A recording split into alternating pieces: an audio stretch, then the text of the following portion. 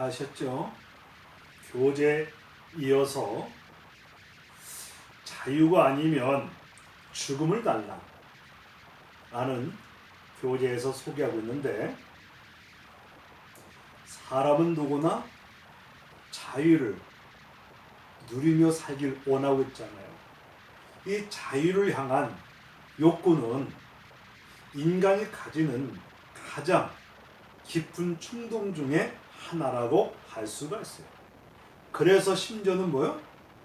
나 자유가 아니면 죽음을 달라고 한 사람이 있는 거야.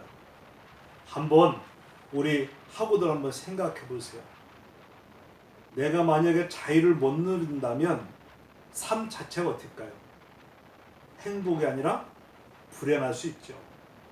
내가 만나고 싶은 사람, 내가 가고 싶은 사람, 내가 어떤 일을 하고 싶은데 만약에 이것을 하지 못하고 억압 속에 있다고 하면 삶 자체가 힘들 수밖에 없잖아요. 심지어는 그래서 자유가 아니면 죽음까지 달라고 한 사람이 있는 거예요.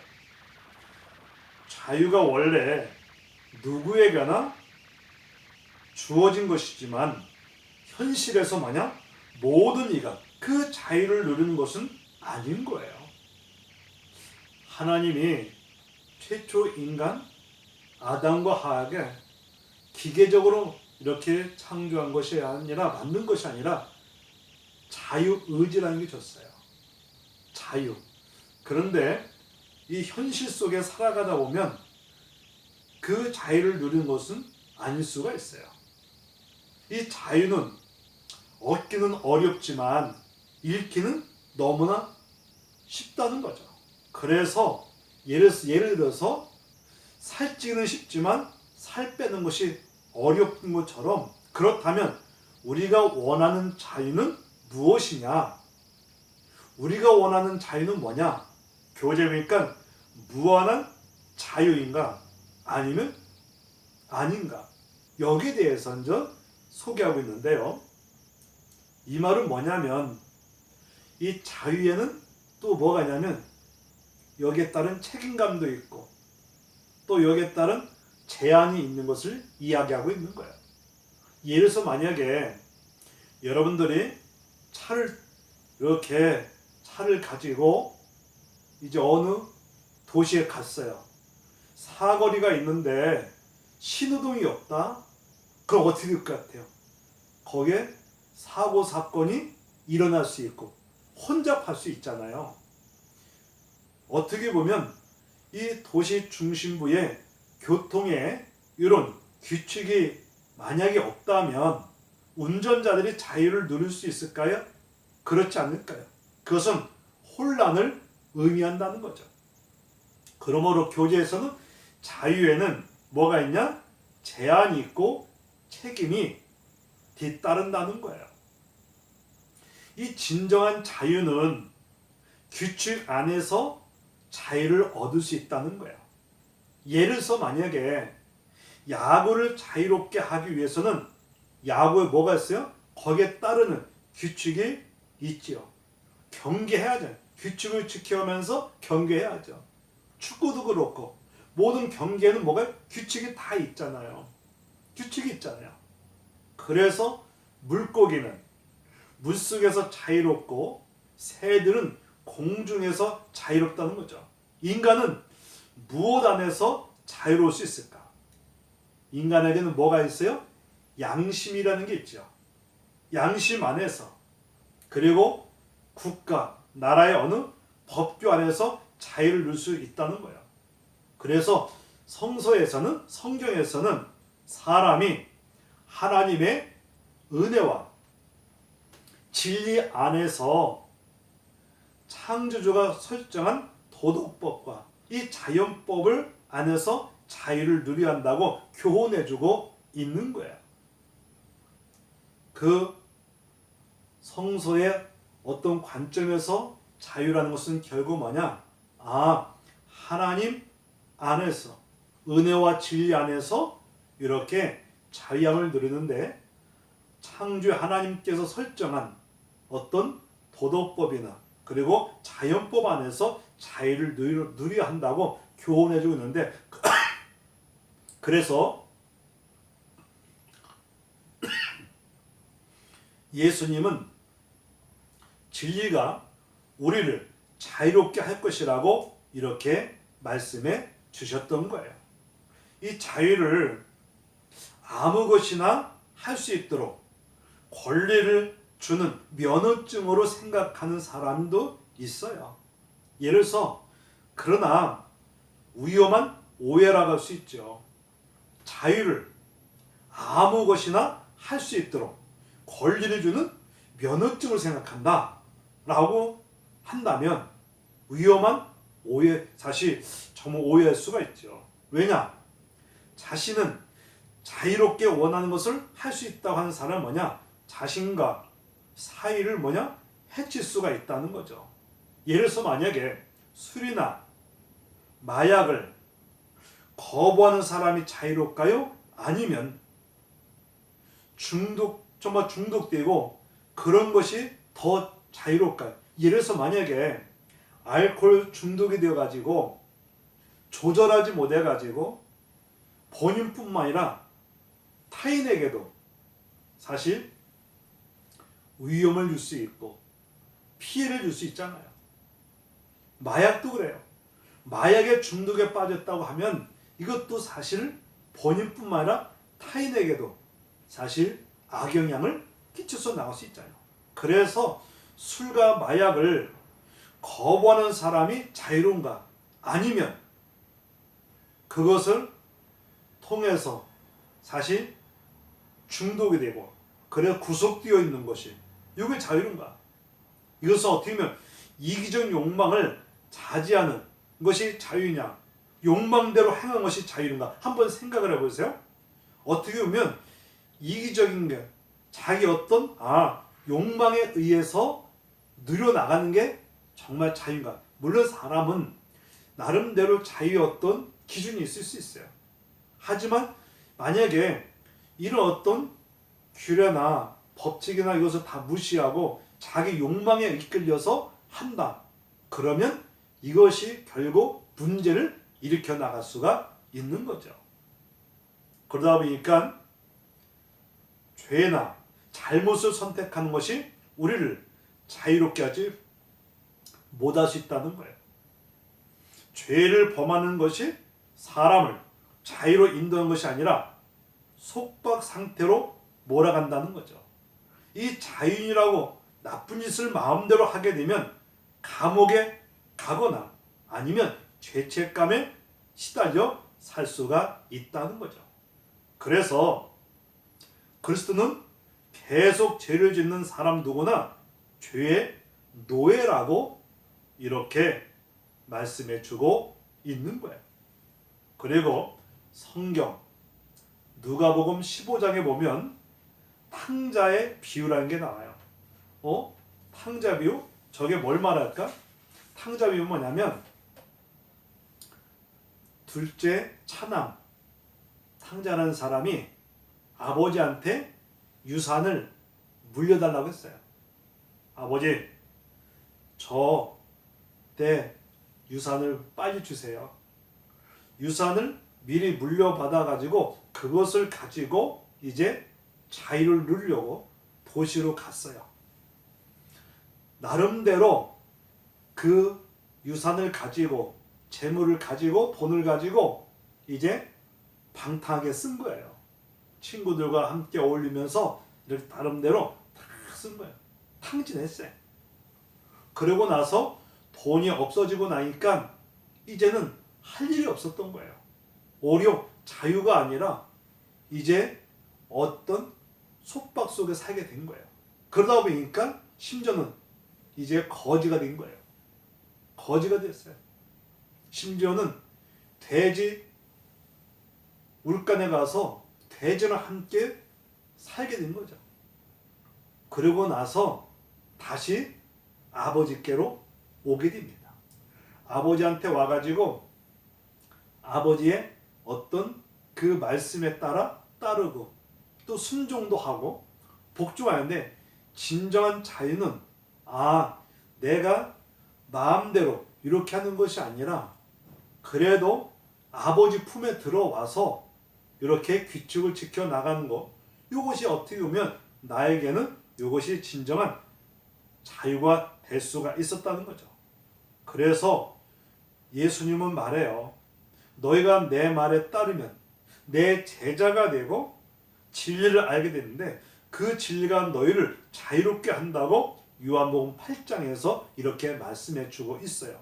이래서 만약에 너희들의 진정한 자유와 행복, 기쁨을 누리려면 내 말을 따르고 내 제자가 되고 진리를 알게 되는데 그 진리가 너희를 자유롭게 할 수 있다고 이렇게 말씀까지 해 주셨던 거예요. 하나님의 진리는 우리를 억압하는 것이 아니라 속박하는 것이 아니라 오히려 죄와 이기심과 교만에서 자유함을 얻게 하는 거예요. 어떻게 보면 하나님의 말씀을 통하다 보면 내 자신도 발견할 수 있고, 아, 나는 이런 허물이 있고 이런 죄가 있구나. 그렇지만 아, 예수님이 나의 죄 때문에 이런 희생까지 하셨구나. 그래서 성서를 통하여서 하나님의 말씀을 통하여서 죄와 그리고 이기심, 교만, 이런 어떤 영적 자유함을 정말 누리며 나갈 수 있도록 해 주시는 거죠. 그 진리는 우리를 하나님이 원래 의도한 사람이 되도록 자유롭게 하는 거죠. 그래서 참된 자유는 뭐냐?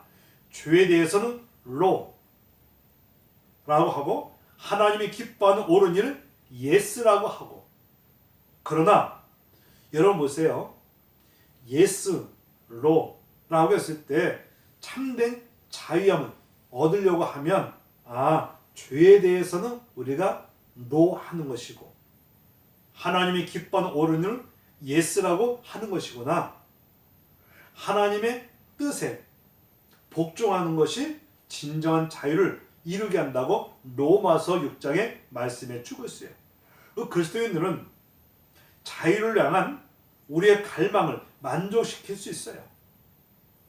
예수 그리스도를 통해서 우리의 진정한 행복을 누릴 수 있고 자유를 누릴 수 있고 만족을 누려나갈 수 있는 거예요.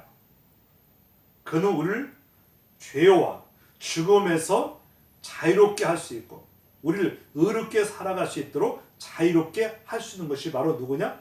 예수 그리스도인 것입니다. 사실 예수님이 없다면 우리는 죄에 묶여 살 수밖에 없고 사망에 묶여 살 수밖에 없고 그리고 염려, 근심, 걱정 이런 것으로 묶여 살 수밖에 없지만 예수님을 영접하고 예수 믿음으로 말미암아 우리는 죄 사함에서 사망에서 자유함을 얻고 행복을 얻을 수 있고 여기서 사실 만족을까지 누리며 나갈 수가 있음을 교제에서 설명하고 있는 거죠. 사실 그런 거예요. 그리고 교제에 보니까 평화를 원하지만 분쟁 속에 사는 모순된 인간에 대해서 또 교제에서 이야기하고 있습니다.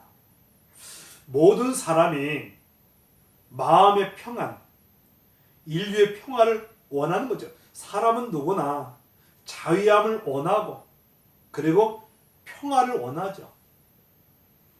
여러분도 만약에 내면 속에 염려, 근심, 걱정, 스트레스, 우울, 불안으로 살아가면 얼마나 불행하겠어요. 그런데 마음에 뭐가 있어요? 자유가 있고 마음에 평안이 있고 기쁨이 있고 그럼 얼마나 행복하겠어요. 마음의 평안을 얻고 산다는 게 얼마나 중요한지 몰라요. 늘 제가 여러분들에게 강의하면서 소개하듯이 아무리 그 사람이 외적으로 화려하게 잘 살다 할지라도 만약에 내면적으로 심리적으로 만약에 평안이 없고 염려, 근심, 걱정, 불안, 스트레스, 우울, 불안 이런 것으로 가득 차 있다면 삶 자체가 사실 어떻게 할까요? 불행한 거죠. 그리고 인류 사이의 평화를 원하는데 만약에 그런데 원하는 평화는 뭡니까? 깨트리는 일들이 계속 일어나고 있어요. 참혹한 전쟁, 테러, 공격 같은 거. 이것은 항상 우리 곁에 있죠. 보면은 그렇구나. 이 전쟁이 위험할 수 있잖아요. 왜? 생명의 위협을 받을 수 있으니까. 그리고 참혹한 전쟁과 테러 어떤 이것이 공격성이 우리 사실 곁에 있는 거예요. 그것들을 목격하는 이들을 슬프게 하고 이 당황스럽게 만들 수 있는 거죠. 우리나라도 6.25라는 전쟁이 있었잖아요. 그때 수많은 사람들이 다 죽음까지 이르게 되고, 그리고 이 나라와 나라의 전쟁, 이것이 사실 어떻게 보면 이 전쟁이라는 것은 결국 위험, 공포에 떨게 하는 거예요. 그러면 이것을 목격한 이들은 결국 뭐냐? 슬프고 공포스럽고 두렵고 당혹스럽게 만들죠. 그걸 만드는 거예요. 그리고 시민 어떤 투쟁이나 노사 갈등 같은 거, 폭동, 그리고 어떤 소득의 양극화, 이해관계 어떤 충돌, 이 교만의 표출, 이것을 통해서 사회의 어떤 불안 요소를 만약에 정말 증가하고 있다는 것이 어떻게 보면 너무 안타까워요. 그래서 명예나 권력, 돈, 인기를 얻기 위한 지나친 이 시도가 뭐냐? 인간관계 속에서 갈등 속으로 몰아갈 수가 있는 거죠. 아마 이 강의를 들으면서 우리 학우들도 그럴 수 있다. 사람은 사실 어떻게 보면 이런 탐욕이나 명예나 권력, 어떤 돈이나 인기, 이것을 얻기 위해 너무 지나친 시도가 뭐냐? 너무 지나치다 보니까 여기서 뭐가 생겨? 갈등도 생길 수 있잖아요. 만약에 친구 간에 모였어요. 친구 간에 서로 간에 양보하고, 야, 너 이거 가져. 난 이거 가질게. 서로 이렇게 배려도 하고 양보도 하고, 그러면 갈등이 아니라 사실 친밀감이 형성되어 행복할 수 있어요. 그런데 그것이 아니라 만약에 지나친 탐욕과 욕심 때문에 이것도 내가 갖고 저것도 내가 갖고 막 그러다 보니까 서로 간에 뭐가 생길 수 있어요? 관계가 사실 깨질 수밖에 없어요. 갈등 속에 사실 몰아가는 거죠. 욕심, 탐욕 뭐 이런 것이 결국 뭐냐? 갈등 구조로 만들어 나가는 거죠.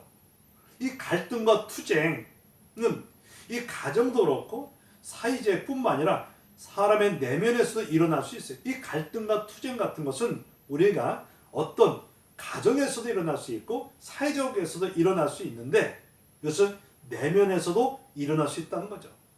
사람이 변하고 사이가 불안정하더라도 내 자신이 평안하다면 살아갈 만한 것이 아닌가. 우리가 외적으로 만약에 정말 힘든 상황일지라도 마음에 평안이 있다. 그러면 사실 삶에 있어서 살만하죠.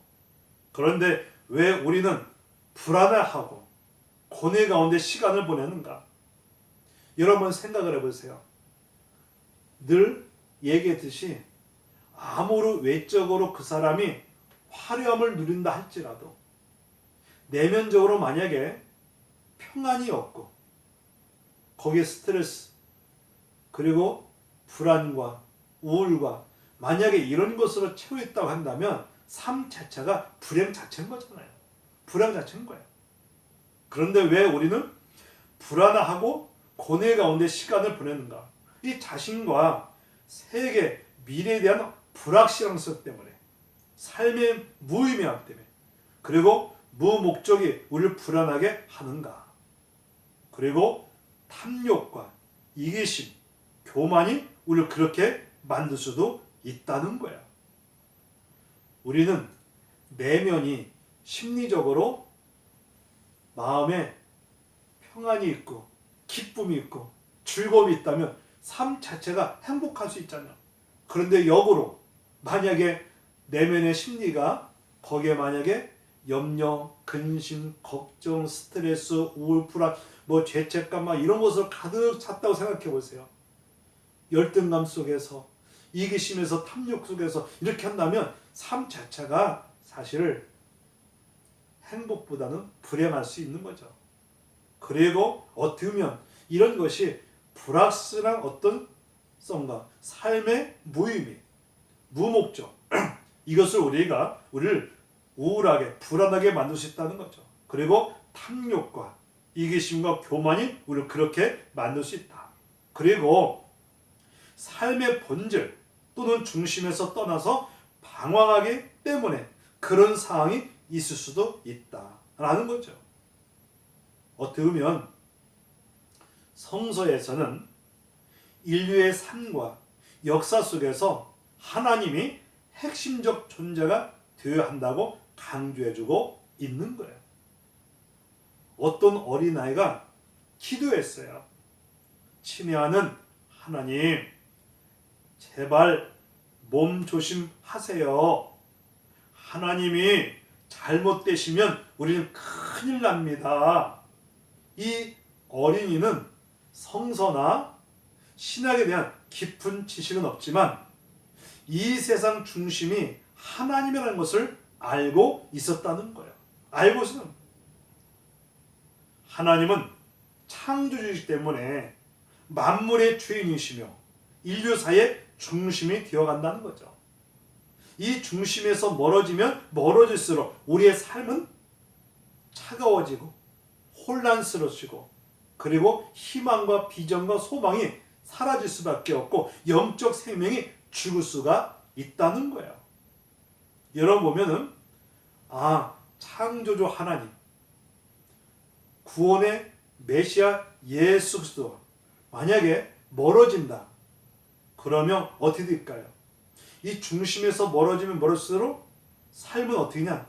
이것이 차가워지고 또한 혼란스러울 뿐만 아니라 심지어는 영적인 어떤 생명이 죽을 수가 있다는 거죠. 있는 거예요. 그래서 교재에서는 태양과 지구의 관계를 살펴보자는 거죠. 예를 들어서 보세요. 이 행성 지구의 어떤 태양에 달려있다는 거죠. 태양에 달이 달려있다. 그래서 태양을 떠나 지구와 그 속의 생명체들은 존속할 수가 없다는 거죠. 예를 들어서 만약에 태양과 달과 어떤 이것이 떨어져 있다. 그러면 생명체들이 과연 살 수 있을까요? 이 태양을 떠나 이 지구와 그 속에 생명체들이 존재할 수 없다는 거죠. 지구가 태양을 중심으로 공전하고 그 곁을 떠나지 않아야만 생명의 조건을 간직할 수 있다는 거죠. 그렇죠. 여러분 만약에 태양과 지구, 달 이런 것이 만약에 서로 간에 공존하지 못한다고 생각해 보세요. 그러면 생명체들은 어떻게 될까요?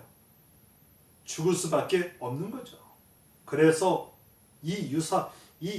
이거 비유로 하는 건데 하나님이 창조주라면 우리는 그분을 떠날 수 없다는 거죠. 다시 말하면 하나님과 예수님과 우리가 떠나 있으면 안 된다. 가까이 있어야 우리의 삶 속에서 늘 설명했듯이 우리가 진정한 행복과 기쁨과 만족, 왜? 죄사함을 받을 수 있고 또 마음에 평안을 얻을 수 있고 자유를 얻어 나갈 수 있기 때문에 여기서 하나님과의 관계, 예수님과의 관계 우리가 이렇게 나간다는 거. 이것을 떨어지지 않고 그 안에서 가까이 살아간다면 이거 진짜 우리가 만족감을 느낄 수 있고 행복감을 누릴 수 있고 우리가 참 기쁨과 즐거움을 누려나갈 수 있다는 거예요. 그래서 교재를 보니까 우리가 하나님과 멀어질수록 사실 마음의 열정은 식어지고 생명의 기운이 약해질 수밖에 없다. 그래서 진정한 삶, 행복하고 구원받는 삶은 뭐냐? 하나님 안에서만 가능할 수 있다. 늘 설명하지만 우리를 죄에서 사망에서 구원할 수 있는 분은 오직 하나님밖에 없고 예수 그리스도밖에 없는 거죠. 왜냐? 사람이 사람을 구할 수 없다겠죠. 그래서 인류의 최초 인간이 아담이 죄를 범함으로 말미암아 후손들 우리들은 이미 태어날 때 죄를 갖고 태어난 것을 원죄라고 했죠. 이 죄가 인하여 결국 우리의 영혼을 망가뜨리고 심리를 망가뜨리고 삶을 다 망가뜨리고 심지어는 죽음까지 온 거 아니에요. 이것을 해결하기 위해서 누가? 하나님께서 아들을 이 땅에 보내주셨고 그 예수 그리스도를 통하여서 우리가 죄사함에서 사망에서 우리가 이렇게 벗어날 수 있고 자유함을 얻을 수 있고 그래서 하나님을 모시고 주님 안에서 이렇게 살아간다는 게 어떻게 보면 우리가 영원히 살 수 있고 삶이 희복이 되며 축복의 삶을 누려나갈 수 있는 것, 이걸 얘기하는 거예요. 반면에 만약에 하나님을 떠나서는 인간 스스로 자신도 구원할 수도 없고 진정한 평화와 안식을 누리기가 어려운 거예요. 어렵습니다. 그래서 프랑스 철학자 사르트르는 하나님이 없기 때문에 나는 외롭고 절망스럽다고 이런 고백까지 했어요. 존재의 어떤 중심이 하나님이 없다고 믿거나 그를 떠나 사람의 삶에는 진정한 평안을 얻을 수가 없다는 거죠. 사실 그래요. 우리 인생을 살아가는 데 있어서 삶의 가치와 의미를 어디에 둘 것이냐, 그리고 어디 안에서 살아갈 것이냐, 이거 참 중요한 거잖아요. 인간의 생수와 화복을 주관하시는 하나님을 모시고 하나님을 믿고 이렇게 살아간다면 우리가 여기에 참된 자유와 평안과 행복을 누리며 나갈 수 있고 참된 평안함을 누려나갈 수가 있다는 거죠.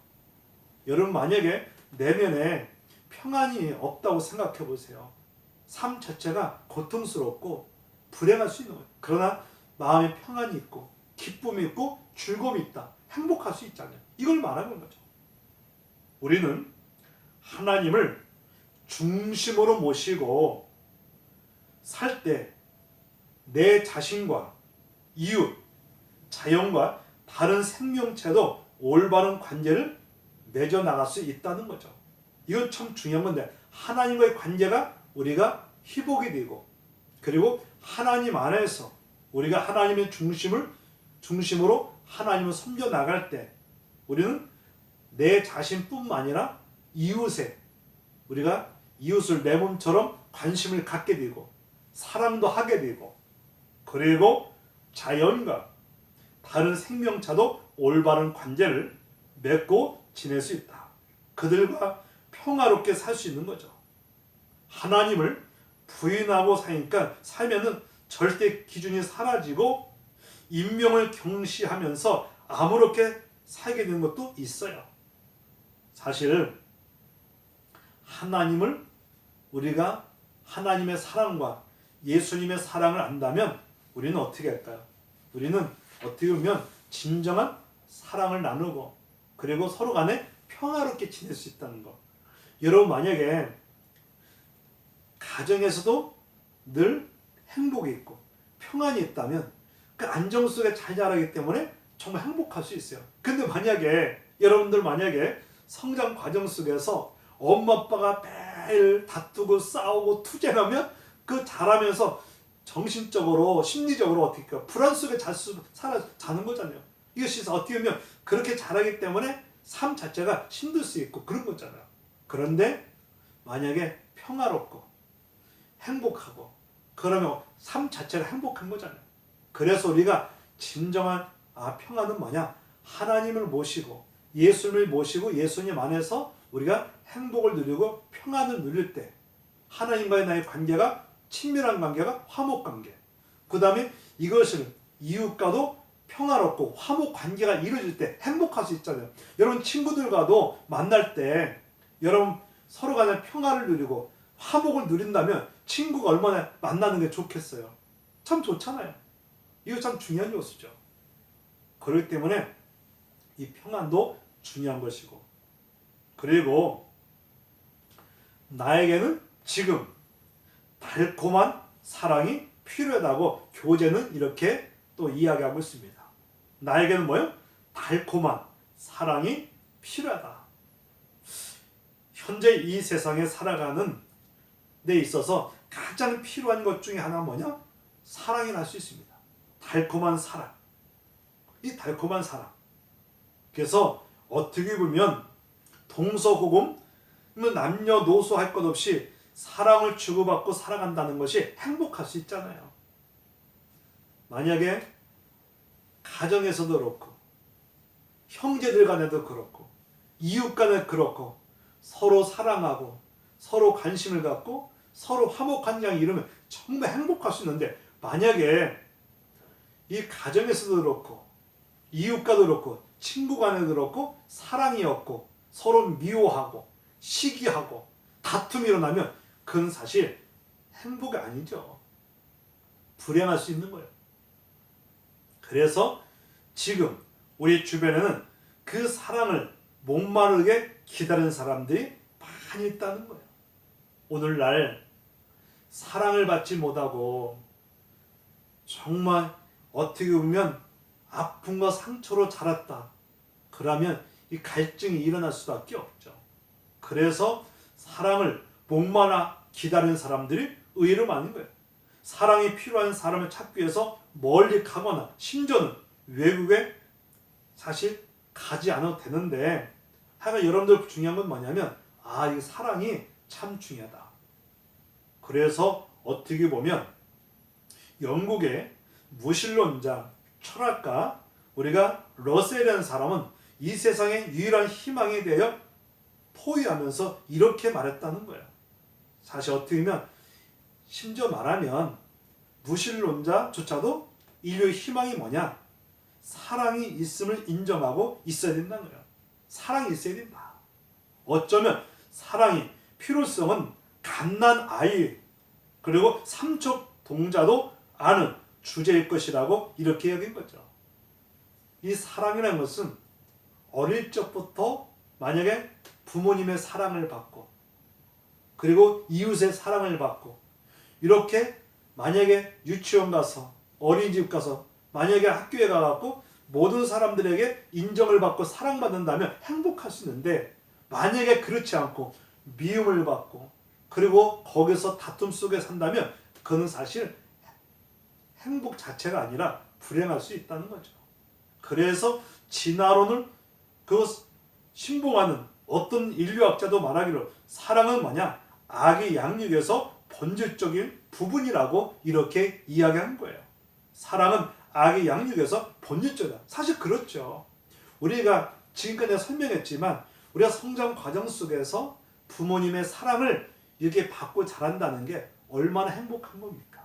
그런데 부모님한테 사랑을 받지 못하고 오히려 그렇지 못한다면 아픔과 상처가 깊을 수밖에 없는 거죠.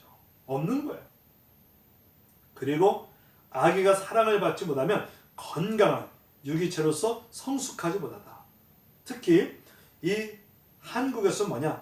부모의 어떤 무관심 그리고 엄마의 모성의 결핍으로 버려지고 죽어간 아이들을 찾는 것은 어려운 일이 아닐 수가 있다는 거죠. 특히 이제 우리 어머님들이 부모님들이 자녀들을 나름대로 이렇게 사랑을 하고 관심을 가져주고 이렇게 사랑으로 양육하는 거, 이게 얼마나 좋은 거예요. 그런데 만약에 사랑보다 그렇지 않다? 그러면 성장 과정 속에서 아픔과 상처가 깊을 수밖에 없는 거예요. 성경에는 모든 선한 것의 원천이 하나님이라고 이렇게 설명해 주고 있어요. 사랑은 말할 것이 없지요. 사실 하나님 본질 자체가 사랑인 거예요. 그래서 사랑은 하나님께로부터 온다고 요한일서 4장 7절에 말한 거예요. 그는 이 세상 인류를 너무나 사랑하여 자신의 독생자 예수를 보내어 사람들이 그 사랑을 믿고 영생에 이르도록 활동하신 분이 바로 하나님이신 거죠. 요한복음 3장 16절 이 말씀은 교회 다니지 않는 사람도 이 말씀을 기억하고 또 고백하고 믿는 사람도 있어요. 하나님이 세상을 이처럼 사랑하사 독생자를 주셨으니 이는 그를 믿는 자마다 뭐하지 않고 멸망하지 않고 영생을 얻게 하려 하심이라고 이렇게 했어요. 그렇기 때문에 하나님은 뭐냐?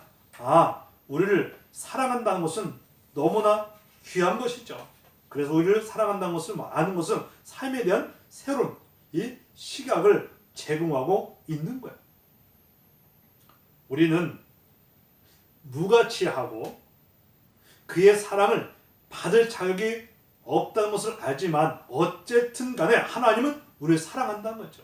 우리는 허물이 많고 그리고 어떻게 보면 부족한 것도 많고 무가치한 사랑을 받을 자격이 없음에도 불구하고 우리 하나님께서는 뭐요? 모든 사람을 사랑하는 거예요.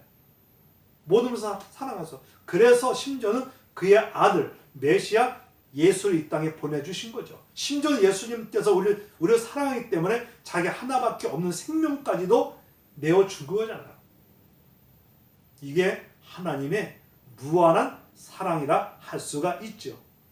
저번에 이런 강의를 하면서 인간적 사랑하고 하나님의 사랑은 다르다고 했죠. 인간의 사랑은 뭐냐? 이거는 조건적 사랑이지만 하나님의 사랑은 아가페 사랑으로서 무조건 사랑, 이걸 말하는 거죠. 우리가 하나님을 믿고 사랑한다면 자연스럽게 이웃을 사랑하게 된다는 거죠. 예수님은 하나님을 사랑하고 이웃을 사랑하는 것이 모든 법의 핵심이라고 말씀했던 것을 보게 됩니다. 그리고 사랑은 감정의 문제라기보다 의지라는 것이요. 의지라는 것이요. 사랑은 단순히 따뜻한 감정보다는 그 사랑의 대상을 위해서 행동하는 의지를 말한다는 거죠. 친절하거나 불친절한 개인의 감정과 상관없이 사랑은 뭐냐? 진정으로 남의 선을 위해 타인이 되도록 헌신하라고 요구하는 거죠. 요구하는 거예요. 그래서 사도 바울은 이런 고백을 했어요. 사랑은 오래 참고 친절하다. 사랑은 시기하거나 자랑하지 않는다. 사랑은 교만하거나 무례하지 않다. 사랑은 자신의 방식을 주장하지 않는다는 거죠. 사랑은 쉽게 성내지도 않고 원망하지 않는다. 사랑은 잘못된 것을 기뻐하지 않으며 옳은 것을 출구한다. 사랑은 모든 것을 참고 믿으며 소망하고 인내한다는 거죠. 사랑은 사랑하기를 멈추지 않는다고 고린도 전서 13장에서 말씀해 준 거예요. 이게 사랑에 대해서 이렇게 사도 바울이 이렇게 정의를 내려 준 거예요. 우리는 타인에 대한 관심을 보여주기 위한 따뜻한 감정이 생길 때까지 기다리지 말아야 한다는 거죠. 그래서 신자들, 그리스도인들은 뭐냐? 타인의 최고 유익을 위해서 하나님의 도움을 의지하며 결정해야 한다는 거죠. 그러면 사랑의 감정이 뒤따를 것이다. 어떻게 보면 내가 너에게 서로 사랑하라는 계명을 준다. 그리고 내가 너희를 사랑한 것처럼 너희도 서로 사랑하라.